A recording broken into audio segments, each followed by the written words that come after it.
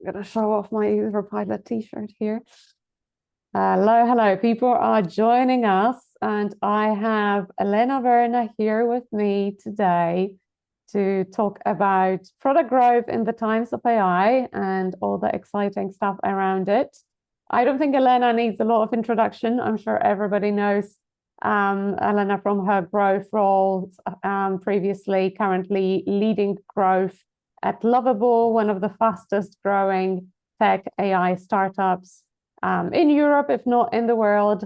I myself, I'm the VP of marketing here at UserPilot. For those of you who haven't heard, UserPilot is a product growth platform that is now also AI powered with its own product growth AI agent. We combine product analytics with in-app user engagement builder, allowing you to build onboarding flows, collect user feedback, put session recordings, do all you need to drive product growth.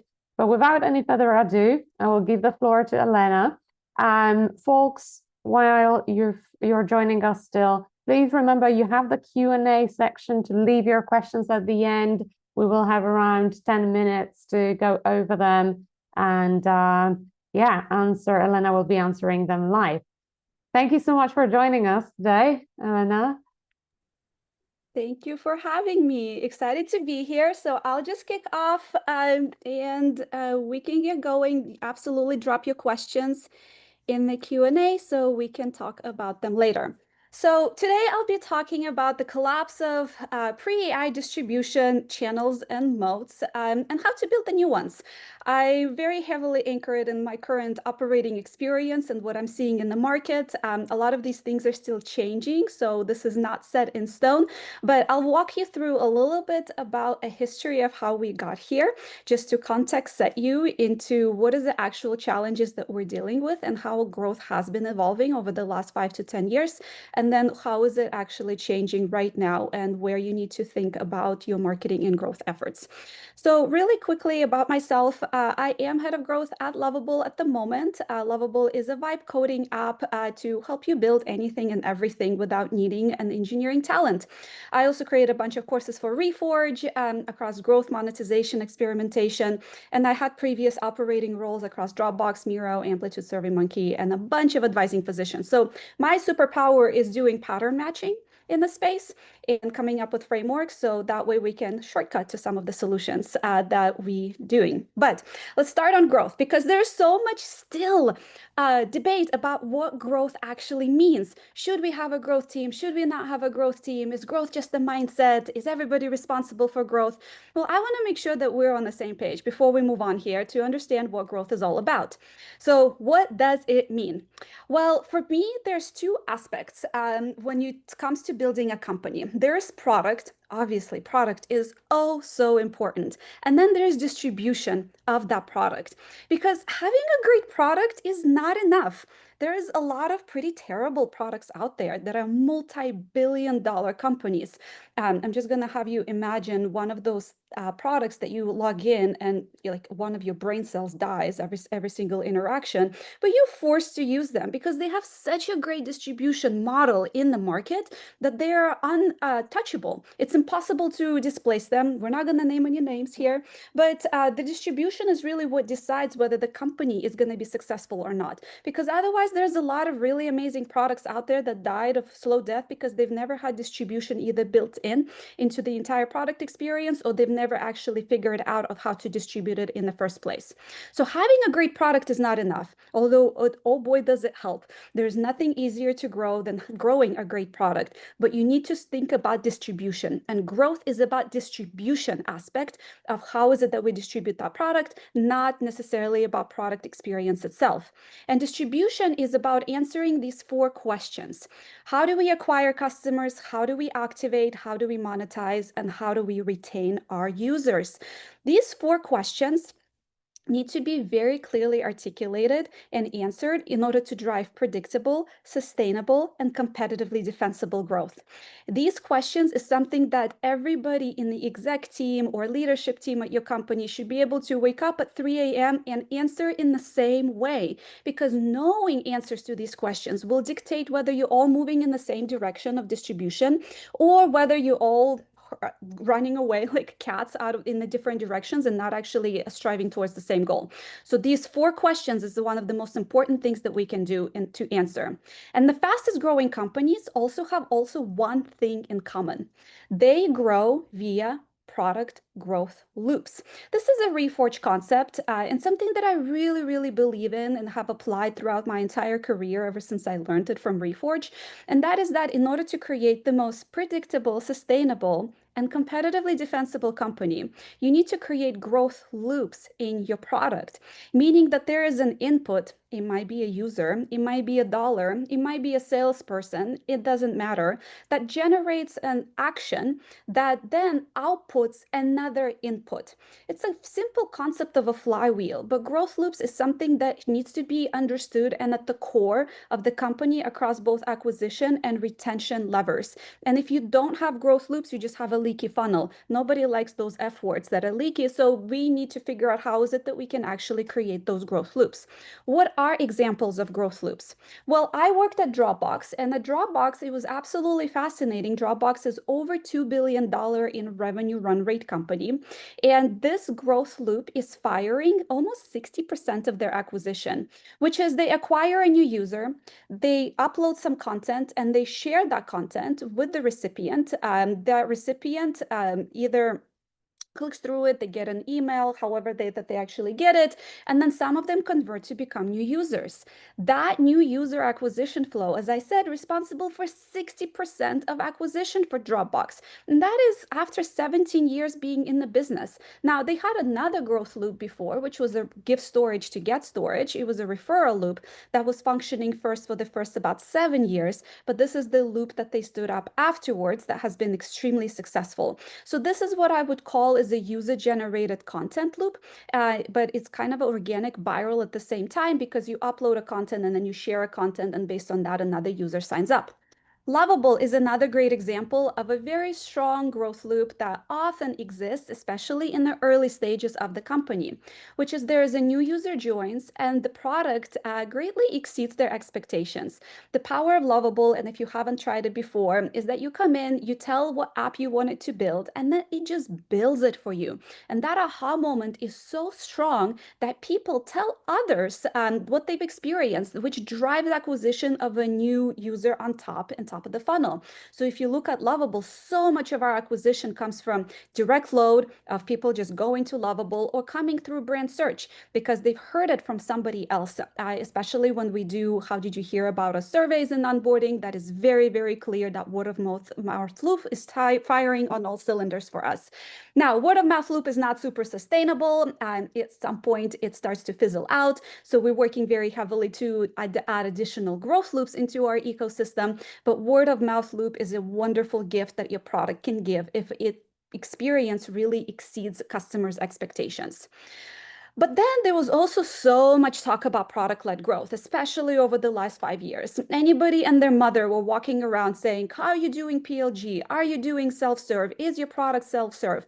And why was there so much hype around it? Because it was almost bigger than life, and every single B2B company especially was considering of whether they should be adding PLG layer on top of it or not.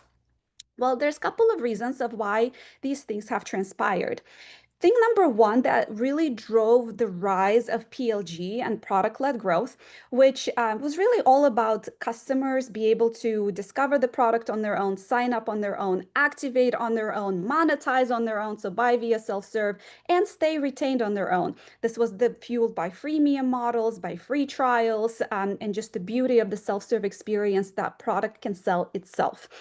Now, the reason product-led growth became so big is that because number one, all of our users became a buyer, especially in B2B. It used to be that chief information officers or chief technical officers or your marketing officers had to buy software, and then it was pushed down into organization from top-down perspective in order for adoption to happen. However, that created a lot of product purchases that were less than ideal and were actually solving problems of the employees that were using it as end users. So they whipped out their credit cards and they just started going and buying stuff that actually solved their problems, creating this really interesting dynamic that the user all of a sudden became a buyer too. And products started building for their end users and not just enterprise buying decision cycle. There's also an issue of channel life cycle. Marketing channel life cycle is so short right now. Think about 10, 15, 20 years ago when Coca-Cola or Pepsi would release an ad. That ad could be live for good 6 months, maybe a year, maybe even multiple years. Right now, if you release a marketing ad out there, you might be lucky if it's alive for a day, maybe two. You really went viral if it's live for a week. So with that kind of short life cycle of marketing channels, it's just not really predictable and sustainable way to grow anymore, because just amount of creative that you have to put together in order to compete in those channels is completely out of control. The second to last thing is data availability. We now have product analytics in every single aspect of product interaction that is happening with our users. We know more about our success or failures in the product than our sales team can tell us, because we have such an incredible visibility into everything that is going on in our product. And that can be leveraged to find opportunities and put the pressure on the product to actually grow. And then the last one, the roles are blurring. Marketing is no longer just doing marketing. They're building too. Product management, they're building as well. Engineers are starting to think about go-to-market strategies. So analysts, everybody's doing analytics work. So roles are blurring. And so now we can actually put that pressure back into the product and have product organizations be a lot more responsible for our growth mechanisms, as opposed to just being marketing and sales. And especially B2B teams became very uncomfortable with this because we used to sales and marketing lean, and we used to have that crutch of, oh, sales will just smooth over product imperfection, it'll be all good. But now we're feeling the pressure to actually deliver really amazing customer experiences, because from user perspective, that is now a bar that we have to hit. And then there is all of the consumer products. They're like, we were doing this for years. This is nothing new. And product-led growth is all cute and stuff, but hey, it's been here before and we've been around the block, learn from us. So yes, product-led growth is really more for B2B. Consumer products, we're sorry, we're just rebranded your core experience and we called it PLG. But then something else is starting to happen. And this shift is quite big. Can you think of what it is? It's in our face every single day. And it's AI that is starting to enter and is starting to disrupt completely of how is it that we're supposed to grow and how is it that we even build our products in the first place. So there's lots of competitions between AI models out there. We're really all just standing back and going, what is going on and who is going to be the winner in here? But in the meantime, it's affecting us in our companies on a very intimate level. So first of all, every single company is now trying to be an AI company. I saw this tweet that was so funny, which is this person who is in, I forget which business he's in, but he's hilarious. You should follow him. He said, I changed all our loading states to thinking, and now we're an agentic AI startup. And this is so true, because this meme to me encapsulates perfectly of how tech companies right now are transitioning to be AI. They have the AI, nobody's asking of their customers are not asking for anything AI, but they decide to build AI features. And the moment they have AI features, even if it's just an AI chatbot, all of a sudden they're an AI company now.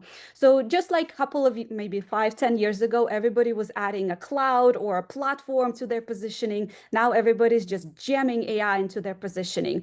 And even if you believe that you don't need AI features in your company, we all know how decisions on the product roadmap are actually made.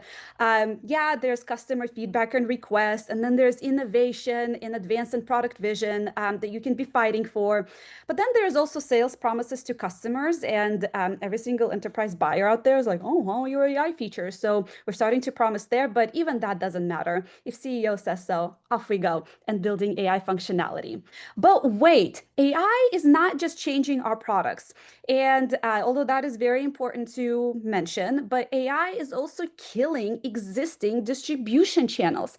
This is something us in marketing have to be really carefully studied and understood because this is a really big deal. What do I mean by this? We have a really big drop in how people are actually discovering and just searching for things. So one of the biggest shifts that we're seeing is that SEO, or search engine optimization, a lot of customers or a lot of users, me included, are now going to ChatGPT or any other AI to look and get answers as opposed to going to Google search. So Google search is still being used as navigation very heavily by a lot of people. But there is such a huge shift to go to ChatGPT and to AI to do some of the research and do some of the discovery that search as a whole is losing quite a bit of share. And especially it's visible in the companies that were very reliant on search as the main means of growth. I'm going to pick on G2 here. G2 is this review company for B2B software that would help customers. It's like Trustpilot, but I guess it would be for B2B. And they were very heavily anchored on SEO as their growth tactic. And I have the snapshot just in earlier February this year. This trend has continued down and down and down. So there was no recovery or stabilization in sight. But what you see is that when the ChatGPT really started going mass market, that exactly at the same time, their G2's traffic volume that they get to their website started dropping. And this is happening across most of the products that are heavily reliant on SEO as means of driving growth for them and driving acquisition for them. So you have to be very careful if you're reliant on search as ability to discover you, because that pie is not growing anymore. So yeah, you can still go after latent majority. So I call latent majority of people that are taking long time to switch habits, or maybe it's older generations that are not as prevalent to adopting tech the way that younger generations are, and they're still using those channels. But at the end of the day, ChatGPT is stealing a lot of that traffic, and unfortunately, ChatGPT is a destination. It's not what Google was, where it was a redirection. And destination, it's a dead end. So there's not very many ways that you can show up there, although AI engine optimization is becoming a thing now, but it's still very much unclear as to how to do it. And I'll talk about that as the next steps for you to consider too. And then there is social. Socials are going through a thing right now, as in they are clamping down on their ecosystems. So their social, how do you usually build a social? You need to get a bunch of people there. But the moment you reach the critical mass, you can start penalizing for any outlinking or any behaviors that take people away from that social channel. Because remember how social monetizes you through impressions. So they want you to spend more time on their platform. And the moment you are being taken out of the platform, they penalize you. So it's also, you can't really use social very heavily to try to drive traffic to your company by doing, let's say, social marketing, because algorithm giveth and algorithm taketh away. And most of the time, algorithm nowadays is taketh away, definitely not giveth. But there is more. I'm going to do an interesting plug for Lovable, but we're seeing a very interesting trend in the users that are using Lovable too. And that's one of the use cases that is becoming very prevalent at Lovable, which we internally call SaaS replacement. Not a good name, I know, but what it means is that people are starting to build their own B2B internal tooling on Lovable itself, which now brings us into a really uncomfortable situation where seemingly overnight companies are not just competing against other companies, you all of a sudden starting to compete against your own customers. Now, that is not a really great position to be in. Now, not every company is in this position. The most susceptible ones are the ones that are monetizing and really exist there on a fairly simplistic functionality, such as signatures, forms, landing pages, generations, dashboards, because commodity bar right now is being raised with AI. So what used to be a commodity is still a commodity. But now there is a big set of functionality that is very straightforward that is becoming a commodity because it's so easy to just build yourself.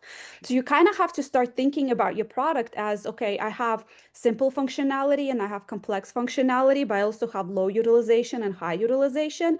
Obviously, there's a dead zone. If you're simple functionality with low utilization, okay, whatever. But if you have simple functionality and even if you have high utilization of it, you're in a danger zone because you can have customers that saying, hey, I'm only using it for this one thing and I don't need this whole platform bloat. So I'm just going to go build my own little thing here on these vibe coding platforms. Now, complex functionality is much harder to replicate. So that entire column is still completely safe. But if you have low utilization, you're still at risk. If you're going to have monetization on complex functionality, you should have high utilization on it. So hopefully you're tracking those metrics. And you know what? Companies are starting to feel the heat. This was super interesting for us to experience at Lovable, where DocuSign threatens a legal action against a copycat app built with Lovable. There's a user that wasn't DocuSign that just built a copy of it and started using it. And he even put it out for other people to use it for free, or like it was something very nominal that he was monetizing. And DocuSign freaked out and they sent them cease and desist to not do this. But I mean, let's face it, how much is this defensible to actually maintain it? Like, what is the boundary of what can be copied or not? So really focus on your product teams to really going towards more complex things that cannot be easily replicated in vibe coding, because otherwise you're in a little bit of trouble because it's only coming. It's just a question of when. So what does that mean? There's platform and technological shifts that are happening everywhere. We're in the middle of it and it's moving at lightning speed. However, there's also distribution shifts that are coming and happening and we're in the middle of. There is every single team out there that is struggling to figure out how is it that they're going to predictably, sustainably, and competitively, defensively grow. You're not alone in having hard time hitting your acquisition targets, in hitting your monetization targets, in seeing your retention dwindle. Every single company out there is feeling the same pressure. So let's talk about how will you grow and what is it that you should be focusing on. So betting just on SEO or paid marketing SEM is no longer enough. If anything, I see a lot more value coming out of YouTube, so organic YouTube and paid YouTube, than search. At Lovable, we spend more time and money on YouTube than we do on search, which is completely backwards from any other company that I've ever worked at. So look at other channels. I will especially push you to look at YouTube as one of the most interesting channels for you to explore because they've done well with not only capturing a lot of eyeballs and number two, with really pushing forward their advertising models. But I still heavily encourage you to double down into PLG. And product loops are still very much a thing and still very much defensible and still very much competitively defensible, because your customers are your best marketers. So if you can deploy them to do marketing for you, that is absolutely the best scenario you can possibly accomplish with your growth model. Now, do remember that product growth loops do not fire overnight. They take a while to stand up and reach the critical mass of actually making meaningful percentage of your acquisition or retention. So start early. If you want your product loop to be a double-digit contribution to your growth model by, let's say, mid next year, you need to start now and give it 6 months to both get traction and then understand where the biggest drop-offs are on those points across the loop so you can optimize those experiences. But really big push. PLG is like one of the best ways still to grow, but it's obviously not the only way. You cannot just do PLG and be successful. You also need to play across other channels. So where is it that you need to play? Do heavily still consider freemium. Freemiums are really the best way for your customers to experience your product without any friction. They don't make sense for all of the companies. Make sure that your activation is very intuitive intuitive, self-serve, and quick. Freemiums cannot have months-long activation journeys. That's where sales teams shine, where they can handhold.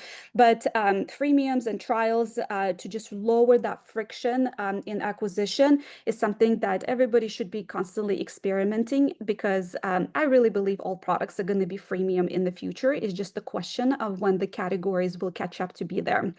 But let's talk about some other options. Don't discount velocity of shipping as being one of your growth channels. Now, this might not be so intuitive. What do you mean, Elena? But you can invest into accelerating your shipping velocity that becomes almost a marketing channel of its own, because it feels like your product is a living, breathing thing that is constantly updating and pulling people back. This is something that we do, our engineering team does quite well at Lovable, and it makes it very easy for us to grow on top of, because if we have pretty big updates happening almost every single week, smaller updates happening every couple of days, and then big launches happening every 3 months, like those big turbo boost moments, it makes it easy to talk to the market, to stay in touch with our customers, and it makes them excited to come back and experience the updates in the product.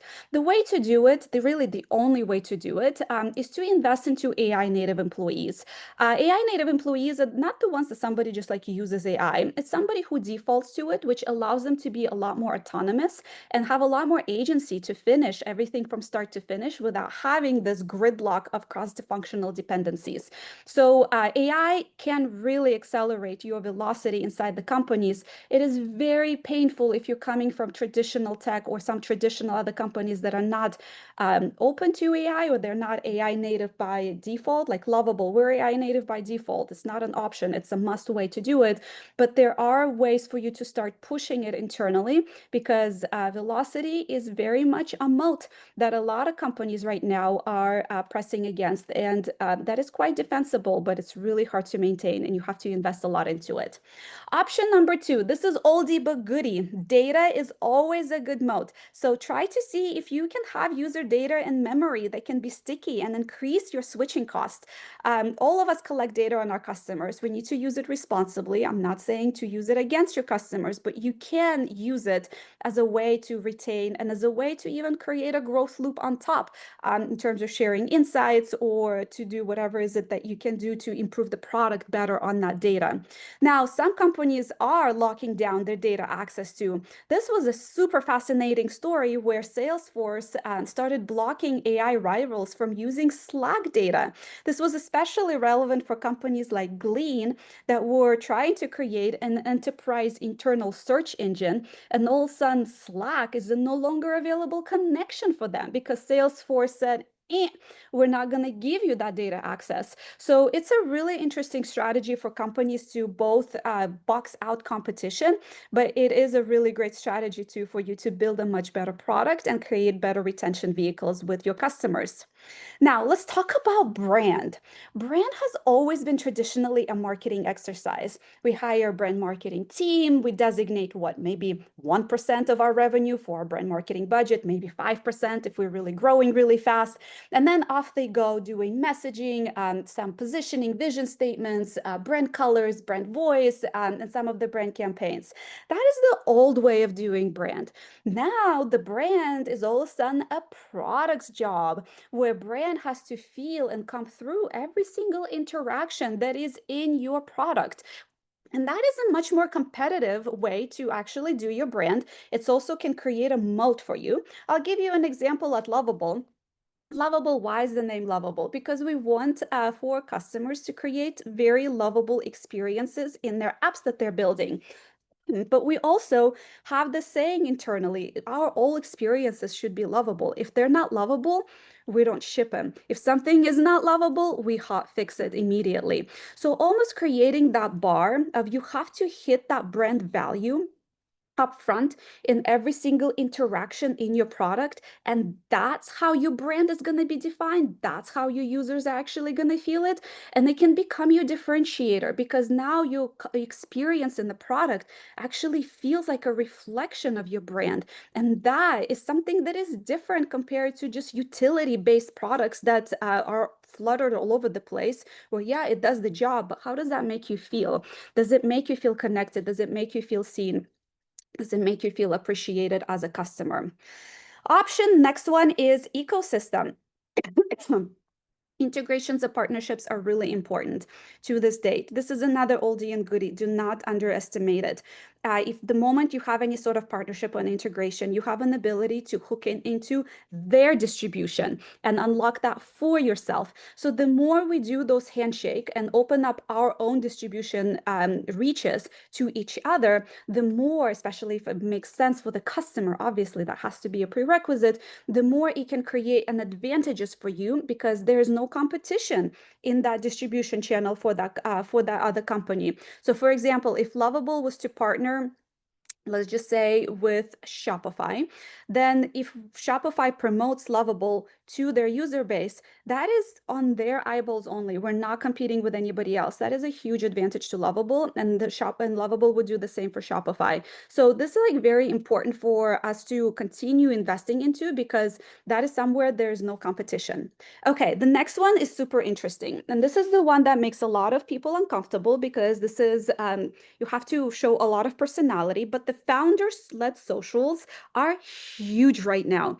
Do not underestimate giving your executives, and especially your CEO and co-founders, voice on social platforms, because that allows you to connect to the customers on a human level. Software development is moving away from being a utility to being actual human connection, where people want to feel and see of who is actually building this thing. What are they trying to accomplish? Do I want to be associated with them? Because we have so much choice in software, we're now becoming picky as to what is it actually we're going to engage with, rightfully so, because the barrier for software development is dropping so dramatically fast that now we have to actually invest into really amazing experiences, and we want to know people behind it. Anton, who's our CEO at Lovable, is very active on LinkedIn. He's very active on X. You can see that most of his posts get over 2,000 to 3,000 reactions. They get hundreds of thousands of views. This is organic, free channel of brand exposure for us. I do it the same way. We have Lovable account that is also very active in the heels, but the personal accounts rank so much higher and get so many more impressions than any company account. So I wouldn't invest heavily into your company account yet, but your execs should be out there. Help them be out there, help write for them, help them figure out their tone of voice and what is it they're going to share. But it also comes up with a little bit of an idea of transparency, because now you need to be comfortable by building in public. And I know a lot of us like to keep things very close, but our customers want to see inside of what's happening, and you need to let them in, especially if you want to build a long-lasting, strong relationship with them.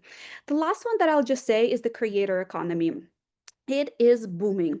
Influencer marketing is something that everybody should be looking into. This was not a tactic 5 years ago. However, your YouTube, your TikTok, your Instagram influencers is where you need to be. Same as newsletters, same as podcasts, because the eyeballs have moved away from more traditional marketing channels to creators. And this is the best way for you to hook into their distribution audience and get their eyeballs onto your product. So it's a little messy right now, because there's not really good tooling to go and capture a lot of creators, but you can reach out to your companies that you're friends with and say, hey, do you have any influencer list that you're going after? Can I reach out to them? Companies are usually very open to sharing. They don't have a lockdown on any of the influencers, but do give creator economy a shot. They can be incentivized on performance. They can have affiliate links. You can just play flat fees if you want to, but this is where most of the traffic is right now, where your customers are hanging out. So you need to be there as well.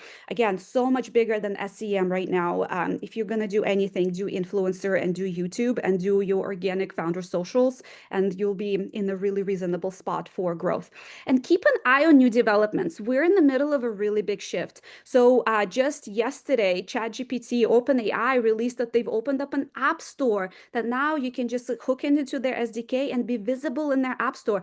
That is a new distribution channel that can be an opening for not just being a destination, but an actual direction setting. And we're at Lovable exploring how is it that we can be in their app store. You should too, because that is, I don't know if it's going to stay, I don't know if it's going to go, but that is something that we need to continuously look into. Same as AI engine optimization, but that one's tricky. For a while, Reddit was the best way to invest into because AI models mostly picked up from Reddit, but then they stopped it. They actually blocked Reddit. So now they're not looking at Reddit. So now it's still SEO is the best way to get into AI engine optimization, non-branded keyword optimization for SEO. But that's still a very much evolving. So keep an eye on that as well. But I do think that something in AI is going to open up new distribution channels. So keep your ear down because there's going to be new developments here and there's going to be first mover advantages available to those that pull the trigger fastest.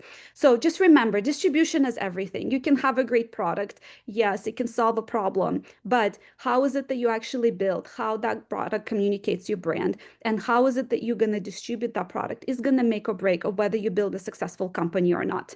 So thank you very much, and I'd love to answer any questions that anybody has. Otherwise, really appreciate you giving me a chance to have a talk in front of you.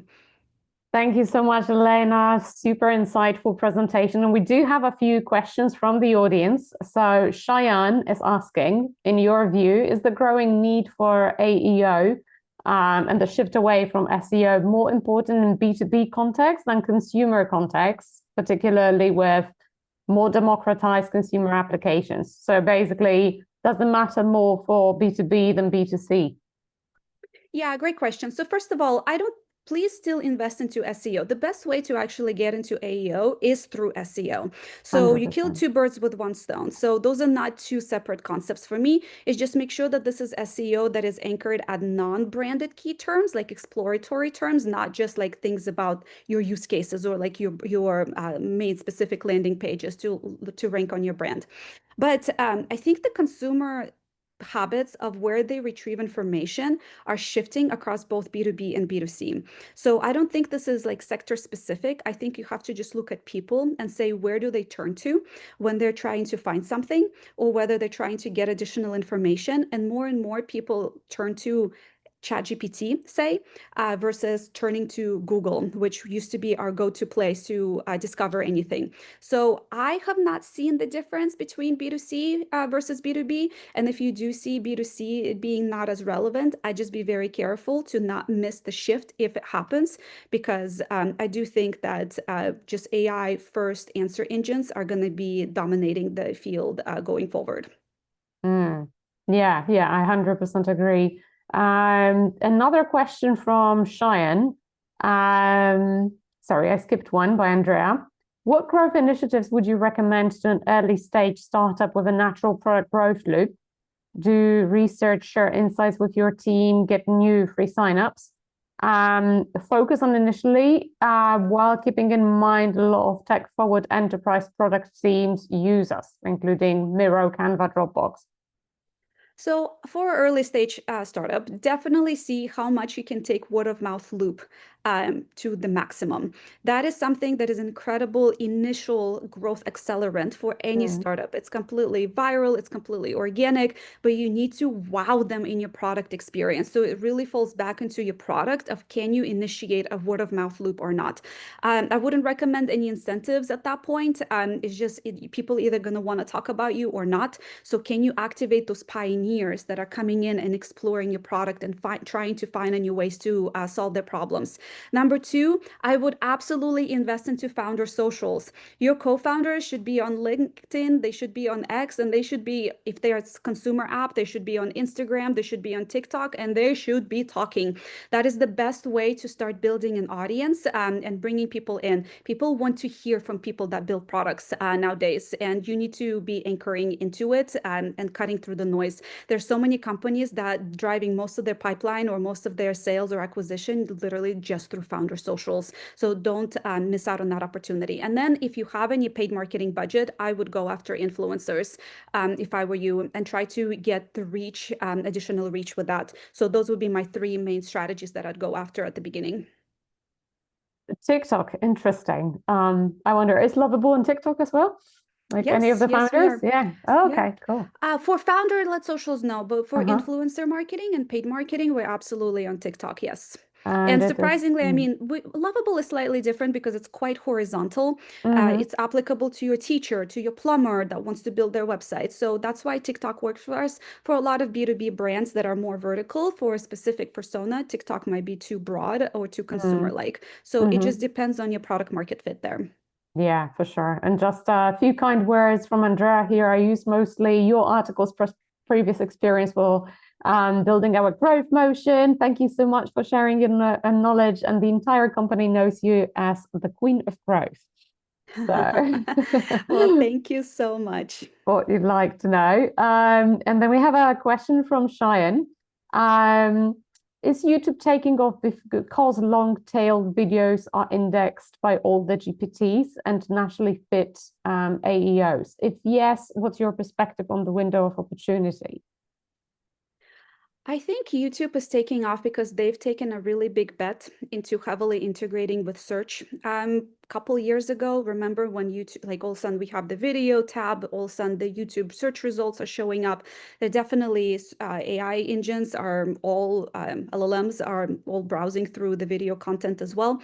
So I don't know. If I had to predict, I think just video content is something that especially younger generation is a lot more drawn to compared to written content. So like I even look at my kids, they love YouTube. They don't even think about search when they're trying to find something. They go to YouTube to find things. So I think that has to do with some of the generational shift because they're used to videos, even on on social. So they bring it to their personal life or their work life as well. But maybe it will not be long, but I don't see that shift happening for at least a couple of years, which means that it's a still worthwhile channel to go after if you're thinking on a 3-year horizon. It's interesting to kind of view it from the psychological perspective, as you said, that people are turning to especially short form video for a lot of the Yeah. traditional how to queries. And nobody wants to read a 2,000 word long blog No. post starting with the history of shoelaces to, learn how to tie their shoes, Yeah. proverbially, of course. It's an attention span. Well, like our attention spans are shrinking, and we're living in a world where attention is the biggest currency. We want attention, and our attention that we're willing to give is becoming shorter and shorter. So you have to anchor against that. So yes, short-term content works the best. I also say that at Lovable works very well for us as we do this influencer marketing, or even we have people that are generating content for us organically of like what they build on Lovable, and we recycle it for some of the paid ads. So because we have not ability to even create enough creative for our paid marketing campaigns, we start pulling it from user-generated sources to put it into paid marketing as a way to keep it fresh. Because remember that channel life cycle is super short right now. So all of this is starting to just like circle in around. So create content, repurpose content, ask your users to create content, pay them if that's what's needed. But it all comes out to be just a really fast content creation game at the end of the day, and just being in the places where eyeballs are at. And that is video platforms and social platforms right now. Things do, as you mentioned yourself with Reddit, change at the flip of the switch. So, well, Yes. Diane, we can't be sure that YouTube will continue to be an important source, but like from the psychological perspective, it seems like people will still want to Yes, engage with short form video. that's And yeah, right. influencers definitely, and the shorter content loop cycles.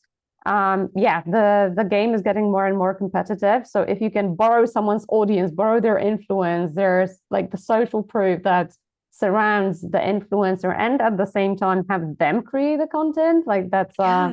that's a huge That's a win. UGC loop. That is a Mm. user-generated content growth loop. Lean into that. Absolutely. Oh God, we got so many more questions while we were chatting here. In your okay, sorry. Next one from Stefania again. OpenAI just launched apps in ChatGPT. What do you think about, oh, that's a very peculiar question. Real estate marketplaces, how do you create a defensible moat when agencies can be just found through AI overview? So, That's a very specific question. You mhm, can maybe DM me on LinkedIn yeah. about it, but I need to know a little bit more information before I can answer that. Yeah, I guess, to kind of extrapolate from that, a lot of companies, and you showed some examples in your presentation yourself, for instance, DocuSign, are afraid that someone would just, use GPT or Lovable or another, AI tool to build a similar product very, very quickly, or that the native functionality of some AI chatbots or agent will take away the value that the products are offering. What is the moat against that? I guess maybe that's a broader question. Yeah, so first, I would validate how big of a danger that is to you. You Mm. know what you're monetizing in your product. You know what gets used most. Go out there to one of those vibe coding platforms. I'll pitch Lovable, obviously, but see if you can replicate your own company's product.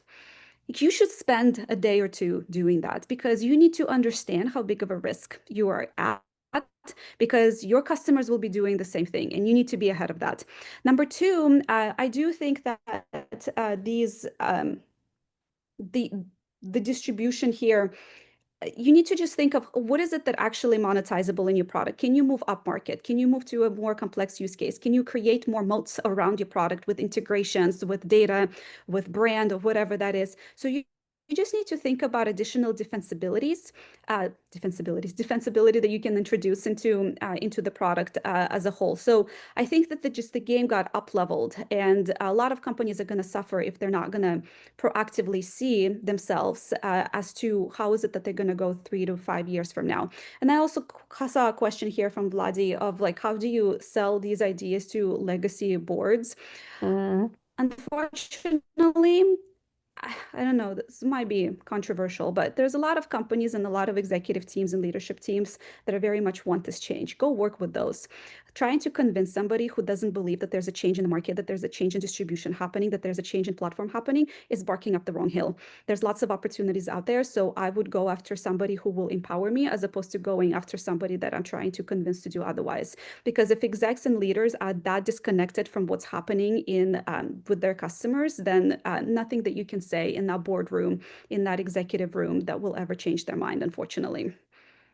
Vote with your feet. And another very interesting, short and straightforward questions from Jakub. If you were, from all the tactics that you presented today, pick one as a startup with very limited resources, what would you choose? Founder socials, 100%. Founder socials. That's what I would. It's super easy because it takes a couple minutes every single day.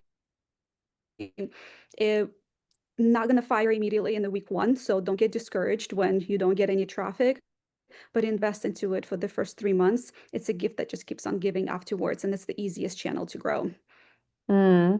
Amazing. I think we're way over time. There are still questions coming, but thank you so much, everyone. We can't, go over all of them today, but please connect with Elena on LinkedIn. Maybe we could organize a little Q&A and a follow-up thank you post where we can plop these questions in the comments, and then Elena can go at her own discretion and maybe provide a bit more context on that. That sounds great. I'll be happy to do that. Awesome. Thank you so much again for the super insightful session. And this is the end of day one at Product Drive. Tomorrow we're kicking off with another day full of valuable talks. We have Kyle Poyer talking about AI product monetization, so don't miss it. Be with us tomorrow. Thanks again, Elena, and talk soon. Bye.